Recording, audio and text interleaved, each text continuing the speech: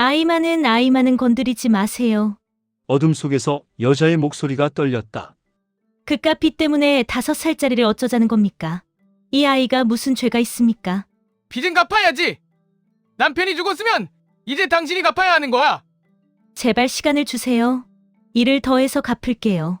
그러니 제발. 그 순간 뒤쪽 어둠 속에서 아주 작은 목소리가 들려왔다. 엄마! 여자의 몸이 그대로 굳었다. 아이가 깨어난 것이다. 그날 밤의 이야기를 하기 전에 이 여자가 어떻게 여기까지 오게 되었는지 먼저 말해야 할 것 같다. 여자의 이름은 영자였다. 23세 결혼해서 25세 아이를 낳았고 28배 과부가 되었다. 남편은 공사판에서 일하다가 사고를 당했다. 머리를 다쳐서 병원에 실려갔지만 사흘을 버티지 못하고 세상을 떠났다. 장례를 치르고 나니 빚이 남았다. 남편이 살아있을 때 얼마나 빚을 졌는지 영자는 알지 못했다. 시어머니가 말했다. 내가 감당할 수 있는 빚이 아니다. 아이는 우리가 키울 테니 너는 집으로 돌아가거라. 영자는 고개를 저었다. 어머니, 저는 갈 곳이 없습니다. 그리고 이 아이는 제 아들입니다. 시어머니의 얼굴이 굳었다. 고집 부리지 마라. 빚쟁이들이 찾아오면 너도 아이도 무사하지 못할 거다. 하지만 영자는 물러서지 않았다. 결국 시어머니는 영자를 집에서 내보냈다. 아이는 두고 가라. 그게 아이를 위한 길이다. 영자는 그날 밤 자는 아이를 업고 집을 나왔다. 갈 곳은 없었지만 아이만은 놓을 수 없었다. 영자는 마을 끝자락에 있는 낡은 단칸방을 얻었다. 보증금도 없이 월세만 내는 방이었다. 벽은 금이 가 있었고 문풍지는 헤어져 있었다. 겨울이면 찬바람이 들어와서 아이가 기침을 했다. 영자는 아침 일찍 나가서 저녁 늦게 들어왔다. 식당에서 설거지를 하고 시장에서 짐을 나르고 남의 집 청소를 했다. 각 섹션을 충분히 풀어서 써야 합니다. 하루 일당은 많지 않았다. 그 돈으로 월세를 내고 아이 밥을 먹이고 빚을 조금씩 갚았다. 조금씩이라도 갚으면 빚쟁이들이 조금은 봐줄 거라고 생각했다. 하지만 현실은 달랐다.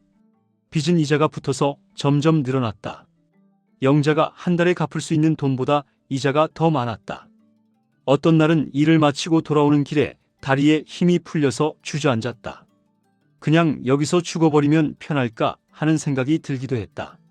하지만 집에 돌아가면 아이가 문 앞에서 기다리고 있었다. 엄마! 작은 손을 뻗어 영자의 옷자락을 잡는 아이를 보면 영자는 다시 일어날 수 있었다. 아이는 영자가 밤늦게 들어오면 혼자 자고 있다가 깨어났다. 그리고 영자가 가져온 빵 한 조각을 받아서 먹었다. 엄마, 맛있어요? 아이는 늘 그렇게 말했다. 영자는 아이에게 미안했다. 또래 아이들은 유치원에 가는데 영자의 아이는 집에 혼자 있었다. 다른 아이들은 장난감을 가지고 노는데 영자의 아이는 돌멩이와 나무 막대기로 놀았다. 영자는 아이에게 더 나은 것을 주고 싶었지만 그럴 수 없었다. 하루하루 살아가는 것만으로도 벅찼다. 그렇게 2년이 흘렀다. 아이는 7살이 되었다. 학교에 갈 나이였지만 영자는 아이를 학교에 보낼 수 없었다. 학용품을 사줄 돈이 없었고 무엇보다 혼자 집에 두고 갈 수 없었다. 빚쟁이들이 언제 다시 찾아올지 몰랐기 때문이다. 영자는 아이를 데리고 일을 다녔다. 아이는 영자가 일하는 동안 구석에 앉아서 조용히 기다렸다. 심부름센터 아저씨가 가끔 아이에게 빵을 주었다. 이거 먹어라. 아이는 고맙다고 말하고 빵을 받았다. 하지만 바로 먹지 않고 주머니에 넣었다. 엄마와 나눠 먹으려고. 어떤 날은 시장 아주머니가 아이에게 귤을 주었다. 얘야, 넌 엄마 밥 먹을 때 같이 안 먹니? 아이는 고개를 저었다. 엄마는 일하면서 먹어요. 저는 집에서 먹어요. 아주머니의 눈이 붉어졌다. 하지만 더 이상 묻지 않았다. 마을 사람들은 영자를 외면했다. 처음에는 동정하는 사람도 있었다. 저 젊은 나이에 과부가 되어서 아이를 키우다니 안 됐네. 하지만 시간이 지나면서 사람들의 시선이 달라졌다. 저 여자 빚쟁이들이 자꾸 찾아와서 동네가 시끄러워. 혼자서 감당도 못할 빚을 왜 안 갚고 버티는 거야? 시어머니가 아이 데려가겠다는데 왜 안 주는지 모르겠어. 마을 사람들은 영자를 문제 덩어리로 보기 시작했다. 특히 마을 이장은 영자를 못마땅하게 여겼다. 여보게, 영자씨. 이래서야 안 되지 않겠나? 빚은 빚대로 쌓이고 동네 분위기는 안 좋고. 영자는 고개를 숙였다. 죄송합니다. 조금만 더 시간을 주시면 제가 꼭 갚겠습니다. 시간을 얼마나 더 주나? 벌써 2년이 넘었잖나? 이장의 목소리는 차가웠다. 아이라도 좀 조용히 시키게. 혼자 놔두면 울고불고 난리가 아니던데. 영자는 할 말이 없었다. 실제로 아이는 가끔 울었다. 엄마가 너무 늦게 오면 무서워서 울었다. 배가 고파서 울기도 했다. 하지만 영자는 아이를 혼자 둘 수밖에 없었다. 마을 사람들의 냉대는 점점 심해졌다. 아이가 마을 우물가에 가면 아이들이 놀렸다. 야, 빚쟁이 아들이다. 엄마가 빚도 못 갚는 집 애랑 놀지 마라. 아이는 울지 않았다. 그냥 돌아서서 집으로 왔다. 영자는 그 모습을 보고 가슴이 찢어지는 것 같았다. 어떤 날은 영자가 일을 마치고 돌아오는 길에 마을 안악들이 수군거리는 소리를 들었다. 저 여자 밤늦게까지 뭐하고 다니는 거야? 글쎄, 혼자 사는 여자가 밤에 돌아다니면 좋은 소리 안 들어. 영자는 그 말을 듣고도 아무 말도 하지 않았다. 변명해도 소용없다는 걸 알았다. 그저 하루하루 견디는 것이 전부였다. 마을에서 영자를 도와주는 사람은 아무도 없었다. 아니, 정확하게는 도와주고 싶어도 도와주지 못했다. 이장이 영자를 마을의 골칫거리로 낙인 찍었기 때문이다. 저 여자한테 잘해주면 나중에 빚쟁이들이 우리한테까지 시비 걸 수 있어. 그냥 내버려 두는 게 상책이야. 마을 사람들은 그렇게 생각했다. 하지만 그 중에서도 영자를 안타깝게 여기는 사람이 몇 명 있었다. 철수는 마을에서 작은 철물점을 운영하는 40대 남자였다. 그는 가끔 영자가 무거운 짐을 나르는 것을 보면 도와주고 싶었다.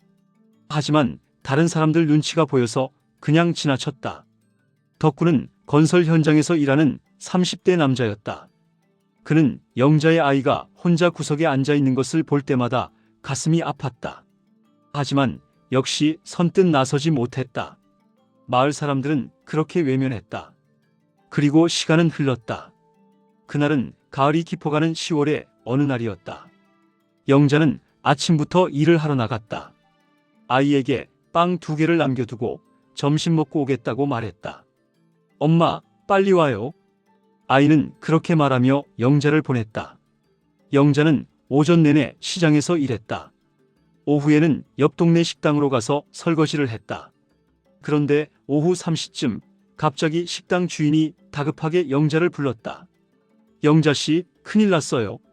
마을에서 사람이 왔는데 당신네 집에 빚쟁이들이 왔대요. 영자의 얼굴이 하얗게 질렸다. 지금요? 그렇대요. 빨리 가보세요. 영자는 앞치마를 벗어던지고 뛰기 시작했다. 마을까지는 버스를 타고 가도 30분이 걸리는 거리였다.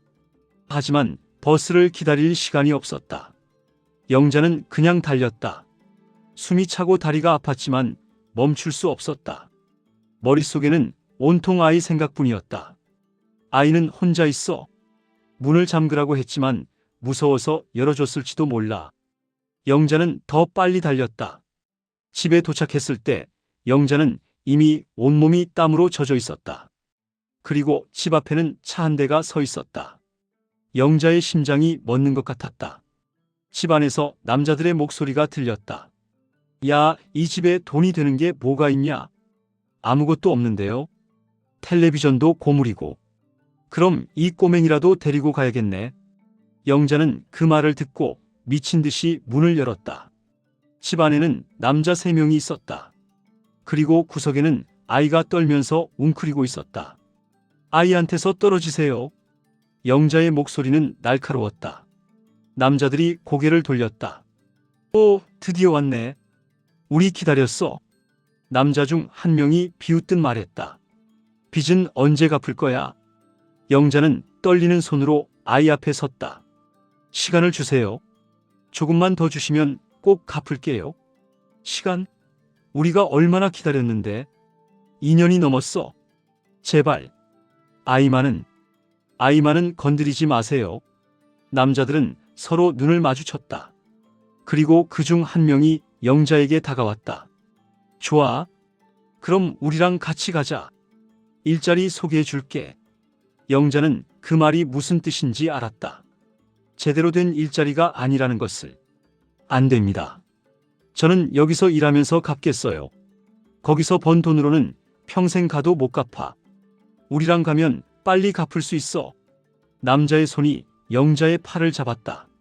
그 순간 아이가 소리쳤다. 엄마! 아이가 울면서 영자에게 매달렸다. 남자들 중 한 명이 짜증스럽게 말했다. 야, 이 꼬맹이 좀 떼어내. 다른 남자가 아이를 잡으려고 손을 뻗었다. 영자는 본능적으로 아이를 품에 안았다. 안 돼요. 이 아이는 안 돼요. 시끄러워. 우리도 일이 있다고. 남자가 다시 아이를 잡으려고 했다. 그때였다. 문이 벌컥 열렸다. 문 밖에는 마을 이장이 서 있었다. 옆에는 철수와 덕구, 그리고 몇 명의 마을 사람들이 있었다. 이장이 안으로 들어오며 말했다. 여기서 무슨 일이오? 빚쟁이들은 잠시 당황했다. 하지만 곧 태도를 바꿔서 말했다. 아, 이장님이십니까? 저희는 그냥 빚 받으러 온 겁니다. 빚을 받는 건 알겠는데 왜 이렇게 난리요? 이장의 목소리는 침착했다. 빚쟁이 중 한 명이 대답했다. 이 여자가 2년 넘게 빚을 안 갚고 있습니다. 그래서 오늘은 확실하게 해결하려고 왔습니다. 확실하게라니 무슨 뜻이요? 여자를 데리고 가서 일을 시키든지 아니면 이 집을 처분하든지 해야죠. 이장은 고개를 끄덕였다. 그렇군요. 그런데 말이요. 이장이 한 발짝 앞으로 나섰다. 이 집은 당신들 집이 아니요. 그리고 이 여자는 우리 마을 사람이요. 빚쟁이들의 표정이 굳었다. 무슨 소리십니까? 빚은 갚아야죠. 빚을 갚는 건 맞소. 하지만 사람을 함부로 대하거나 아이를 위협하는 건 안 되는 일이요. 이장의 말에 빚쟁이들은 난감한 표정을 지었다. 그들도 마을 이장이 나서면 일이 복잡해진다는 걸 알았다. 이장님, 우리는 그냥 빚을 받으러 온 겁니다. 법적으로도 문제 없어요. 법적으로 문제 없는 게 아니라 사람으로서 문제가 있다는 거요. 이장의 목소리는 단호했다. 빚쟁이들은 서로 눈치를 보다가 결국 한 발 물러섰다. 알겠습니다. 오늘은 그냥 가죠. 하지만 빚은 꼭 받으러 올 겁니다. 그들은 그렇게 말하고 집을 나갔다. 차 문을 쾅 닫는 소리가 들리고 곧 차가 떠났다. 집 안은 조용해졌다. 영자는 아이를 품에 안은 채 바닥에 주저앉았다. 온몸에 힘이 풀렸다. 이장이 영자에게 다가와서 물었다. 괜찮소? 영자는 고개를 끄덕였다. 하지만 눈물이 흘러내렸다. 고맙습니다. 정말 고맙습니다. 이장은 한숨을 쉬었다. 미안하오. 진작 이렇게 했어야 하는데. 철수와 덕구도 안으로 들어왔다. 철수가 아이를 보며 말했다. 얘는 무서웠겠다. 괜찮니? 아이는 고개를 숙인 채 대답하지 않았다. 덕구가 영자에게 물었다.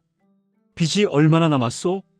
영자는 떨리는 목소리로 대답했다. 원금만 800만 원입니다. 이자까지 하면 1,500만 원쯤. 마을 사람들은 숨을 들이켰다. 그건 영자가 평생 일해도 갚기 힘든 금액이었다. 이장이 다시 한숨을 쉬었다. 일단 오늘은 쉬시오. 내일 다시 이야기합시다. 영자는 고개를 숙였다. 마을 사람들이 하나둘 집을 나갔다. 마지막으로 철수가 문 앞에서 돌아보며 말했다. 문 잘 잠그시오. 혹시 모르니까. 영자는 고개를 끄덕였다. 그날 밤 영자는 잠을 이룰 수 없었다. 아이는 영자 품에 안겨서 깊이 잠들었다. 영자는 아이의 머리를 쓰다듬으며 생각했다. 이렇게는 안 돼. 뭔가 방법을 찾아야 해. 하지만 방법이 없었다. 빚은 너무 많았고 영자가 할 수 있는 일은 한계가 있었다. 그때 문득 영자의 머릿속에 한 가지 생각이 스쳤다. 아이를 시어머니한테 보내야 하나? 영자는 고개를 저었다. 아니야. 그건 안 돼. 하지만 현실은 냉정했다. 영자 혼자서는 아이를 지킬 수 없었다. 빚쟁이들은 또 올 것이고 그때는 더 심하게 나올 것이다. 영자는 눈물을 흘렸다. 미안해. 엄마가 무능해서, 너를 지켜주지 못해서. 아이는 모르는 채 잠들어 있었다. 다음 날 아침 영자는 아이에게 밥을 먹이고 일을 나가려고 했다. 하지만 밖에 나가기가 무서웠다. 빚쟁이들이 또 올까봐 아이를 혼자 둘 수가 없었다. 영자는 고민하다가 아이를 데리고 나가기로 했다. 그런데 문을 열자마자 밖에 사람이 서 있었다. 철수였다. 아, 깜짝이야. 영자가 놀라서 말했다. 철수는 미안한 표정으로 말했다. 미안하오. 아침부터 왔소. 혹시 빚쟁이들이 또 올까봐. 영자는 어리둥절했다. 여기서 뭐 하시려고? 일 가야 하지 않소? 내가 여기 있을 테니 안심하고 다녀오시오. 영자는 믿을 수 없다는 표정으로 철수를 바라봤다. 하지만 철수 씨도 일이 있으실 텐데. 오늘은 가게 문 닫았소. 이게 더 중요하니까. 철수는 담담하게 말했다. 영자의 눈에 눈물이 고였다. 고맙습니다. 정말 뭐라고 말씀드려야 할지. 고맙긴. 당연한 일 하는 거지. 빨리 다녀오시오. 영자는 고개를 숙여 인사하고 아이의 손을 잡고 나갔다. 아이를 심부름센터에 맡기고 영자는 일터로 향했다. 마음이 조금 놓였다. 철수가 집을 지켜주고 있다는 사실이 큰 위안이 되었다. 그날 저녁 영자가 집에 돌아왔을 때 철수는 여전히 그 자리에 있었다. 그리고 옆에는 덕구도 있었다. 덕구 씨까지. 영자가 놀라서 말했다. 덕구가 웃으며 말했다. 철수 형님 혼자 두면 심심하잖아요. 그래서 왔습니다. 철수가 덧붙였다. 오늘은 아무도 안 왔소. 내일도 우리가 지킬 테니 걱정 말고 일하러 가시오. 영자는 또 눈물이 났다. 어떻게 이런 은혜를? 은혜는 무슨? 우리가 진작 일했어야 하는 건데. 철수의 목소리는 부드러웠다. 다음 날도 그 다음 날도 철수와 덕구는 영자의 집 앞을 지켰다. 처음에는 두 사람뿐이었지만 점점 사람이 늘어났다. 마을의 젊은 사내들이 하나둘 합류하기 시작한 것이다. 저도 거들겠습니다. 저도요. 일주일이 지나자 영자의 집 앞에는 항상 서너 명의 사내들이 있었다. 그들은 교대로 지키면서 빚쟁이들이 오는지 감시했다. 마을 사람들의 시선도 달라졌다. 처음에는 이상하게 생각하던 사람들도 점점 이해하기 시작했다. 그래, 아무리 빚이 있어도 아이까지 위협하는 건 아니지. 우리가 모른 척하면 누가 도와주겠어. 마을 안악들도 영자를 찾아왔다. 영자씨, 이거 반찬이에요. 아이 먹이세요. 우리 집에 안 쓰는 옷이 있는데 아이한테 줄게요. 영자는 그럴 때마다 눈물을 흘렸다. 고맙다는 말밖에 할 수 없었다. 한 달이 지났다. 빚쟁이들은 다시 오지 않았다. 마을 사내들이 지키고 있다는 소문을 듣고 함부로 나서지 못한 것이다. 하지만 영자는 알고 있었다. 이건 일시적인 평화일 뿐이라는 것을. 빚은 여전히 남아 있었고 언젠가는 갚아야 했다. 어느 날 저녁 이장이 영자를 불렀다. 영자씨, 내일 마을 회관으로 오시오. 무슨 일이신지. 그냥 오시오. 중요한 이야기가 있어. 다음 날 영자가 마을 회관에 갔을 때 그곳에는 마을 사람들이 모여 있었다. 이장, 철수, 덕구, 그리고 다른 사내들과 안악들까지. 영자는 긴장했다. 무슨 일이지? 나한테 마을을 떠나라고 하는 건가? 하지만 이장이 말한 내용은 전혀 달랐다. 영자씨, 우리가 의논을 좀 했소. 이장이 천천히 말했다. 당신 빚 말이오? 1,500만 원. 영자는 고개를 숙였다. 죄송합니다. 제가 빨리 갚도록 하겠습니다. 아니요. 그게 아니라. 이장이 잠시 말을 멈췄다가 이어갔다. 우리가 돕기로 했소. 영자는 고개를 들었다. 네? 마을 사람들이 조금씩 모았소. 모두 합쳐서 500만 원. 영자는 믿을 수 없다는 표정으로 이장을 바라봤다. 철수가 옆에서 말했다. 한 집에서 10만 원씩, 20집에서 200만 원. 나머지는 우리 몇이서 더 보탰소. 덕구도 덧붙였다. 이게 다는 아니지만 일단 급한 불은 끌 수 있을 거요. 영자는 그 자리에서 무릎을 꿇었다. 어떻게 이런 은혜를? 눈물이 왈칵 쏟아졌다. 이장이 영자를 일으켜 세웠다. 은혜는 무슨? 우리가 진작 이랬어야 하는데 너무 늦었소. 하지만 당신은 이제 혼자가 아니오. 우리가 있소. 그 말에 영자는 더 이상 말을 잇지 못했다. 마을 사람들은 거기서 멈추지 않았다. 철수는 영자에게 자신의 가게에서 일할 것을 제안했다. 우리 가게에서 일하시오. 월급은 많지 않지만 지금보다는 나을 거요. 덕구는 자신이 일하는 건설 현장에 영자를 소개했다. 여기서 식당 일 하나 구했소. 하루 일당이 괜찮소? 마을 안악들은 영자의 아이를 돌보기로 했다. 우리 집에 아이를 맡기세요. 우리 애들이랑 같이 놀게. 학교도 보내야죠. 입학금은 우리가 도울 테니. 영자는 그저 눈물만 흘렸다. 이 모든 것이 꿈만 같았다.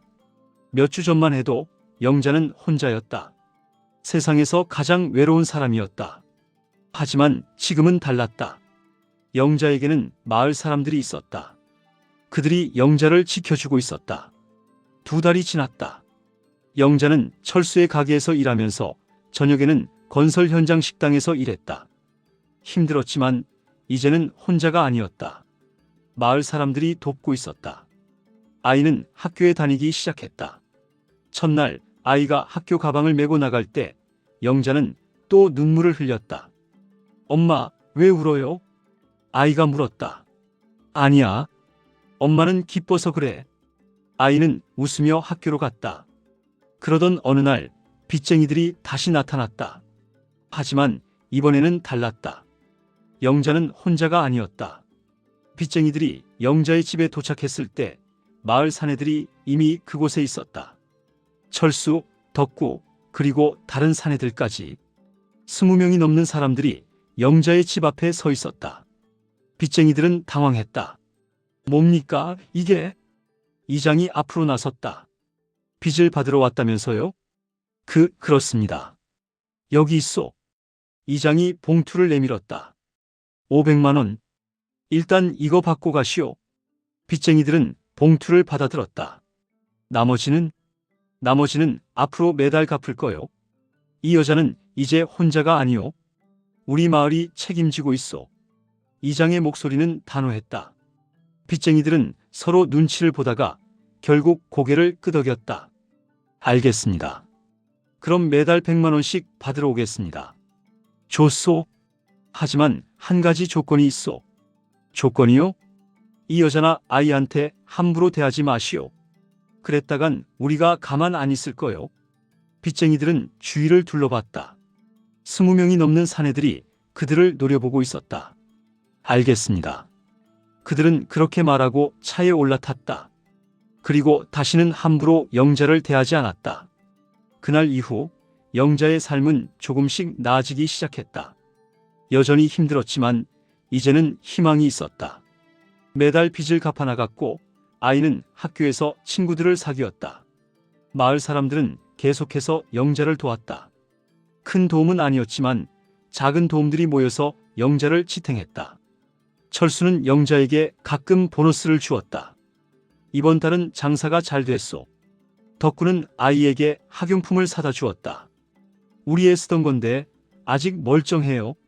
마을 안악들은 영자에게 반찬을 나눠줬다. 어차피 남는 거예요. 영자는 그럴 때마다 고맙다고 말했다. 그리고 언젠가 이 은혜를 꼭 갚겠다고 다짐했다. 1년이 지났다. 영자는 1000만 원의 빚을 갚았다. 아직 500만 원이 남았지만 이제는 두렵지 않았다. 영자에게는 마을 사람들이 있었다. 그들이 함께 있는 한 영자는 무엇이든 해낼 수 있었다. 아이는 건강하게 자랐다. 학교에서도 성적이 좋았고 친구들도 많았다. 어느 날 아이가 학교에서 상장을 받아왔다. 엄마, 나 반에서 1등 했어요. 아이가 상장을 내밀며 자랑스럽게 말했다. 영자는 아이를 안으며 눈물을 흘렸다. 우리 아들, 정말 대단하다. 아이는 영자의 눈물을 닦아주며 말했다. 엄마, 울지 마세요. 나 이제 다 컸어요. 나도 엄마 도와줄게요. 영자는 웃으며 고개를 끄덕였다. 그래, 우리 아들 다 컸네. 그로부터 몇 년이 흘렀다. 영자는 마침내 모든 빚을 갚았다. 긴 시간이었지만 포기하지 않았다.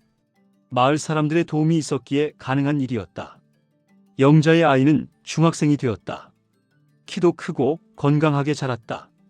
학교에서도 모범생이었고 마을에서도 인기가 많았다.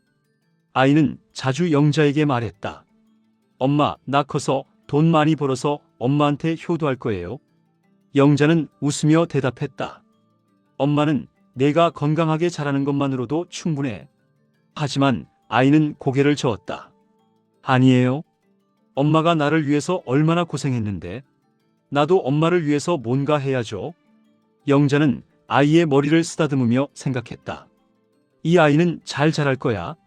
착하고 강한 사람으로. 영자는 이제 마을에서 없어서는 안 될 사람이 되었다. 철수의 가게에서 일하면서 마을 일도 도왔다. 마을 잔치가 있으면 음식을 만들고 누가 아프면 찾아가서 돌봤다. 마을 사람들은 영자를 가족처럼 대했다. 영자씨, 우리 집에 저녁 먹으러 와요. 영자씨, 이거 좀 도와주세요. 영자는 그럴 때마다 기꺼이 도왔다. 그것이 영자가 받은 은혜를 갚는 방법이었다. 어느 날 이장이 영자를 불렀다. 영자씨, 요즘은 어떠토? 덕분에 잘 지내고 있습니다. 다행이요. 그때 생각하면 아찔하오. 이장이 고개를 저으며 말했다. 우리가 진작 도왔어야 하는데 너무 늦었소. 영자는 고개를 저었다. 아닙니다. 이장님과 마을 분들이 도와주지 않았으면 저는 아이를 지킬 수 없었을 겁니다. 그래도 이장님, 사람은 혼자서는 살 수 없다는 걸 제가 배웠습니다. 누군가의 도움이 있어야 살 수 있어요. 영자의 목소리는 담담했다. 저도 이제 다른 사람을 도울 수 있는 사람이 되고 싶습니다. 이장은 웃으며 고개를 끄덕였다. 그래요. 그게 바로 우리가 사는 이유지. 그날 저녁 영자는 집으로 돌아오는 길에 하늘을 올려다봤다. 별이 빛나고 있었다. 영자는 생각했다. 남편, 보고 있어? 우리 아이 잘 자라고 있어. 그리고 나도 이제 괜찮아. 바람이 불었다. 마치 남편이 대답하는 것 같았다. 영자는 웃으며 집으로 들어갔다. 아이가 책상에 앉아서 공부를 하고 있었다. 엄마, 다녀오셨어요? 응, 왔어. 영자는 아이의 머리를 쓰다듬으며 말했다. 저녁 먹자. 네. 모자는 함께 밥상에 앉았다. 검소하지만 따뜻한 저녁 식사. 영자는 아이를 보며 생각했다. 우리는 이제 괜찮아. 우리에게는 서로가 있고 마을 사람들이 있어. 그것만으로도 충분했다. 목숨을 걸고 아이를 지켰던 한 여자의 이야기. 그리고 그녀를 외면했다가 결국 함께 손을 잡았던 마을 사람들의 이야기. 이 이야기가 우리에게 묻습니다.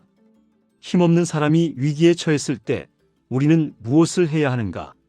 외면하는 것이 편할 수 있습니다. 나서는 것이 부담스러울 수 있습니다. 하지만 우리가 함께 한다면, 한 사람의 작은 용기가 모여서 큰 힘이 된다면 우리는 누군가의 생명을 지킬 수 있습니다. 영자는 혼자가 아니었습니다. 마을 사람들이 있었기에 아이를 지킬 수 있었습니다. 그리고 그 아이는 지금 건강하게 자라고 있습니다. 언젠가 그 아이도 누군가를 도울 것입니다. 그렇게 선한 영향력은 이어집니다. 우리가 베푼 작은 도움이 누군가에게는 세상 전부가 될 수 있습니다. 오늘 이 이야기를 들으시면서 여러분은 무엇을 느끼셨나요? 혹시 주변에 도움이 필요한 사람이 있다면 작은 손길을 내밀어 보는 건 어떨까요? 그것이 누군가의 인생을 바꿀 수 있습니다. 이런 감동적인 이야기가 더 궁금하시다면 구독과 좋아요 부탁드립니다. 알림 설정을 해두시면 새로운 이야기를 가장 먼저 만나보실 수 있습니다. 여러분의 소중한 댓글도 기다리고 있겠습니다. 시청해 주셔서 감사합니다.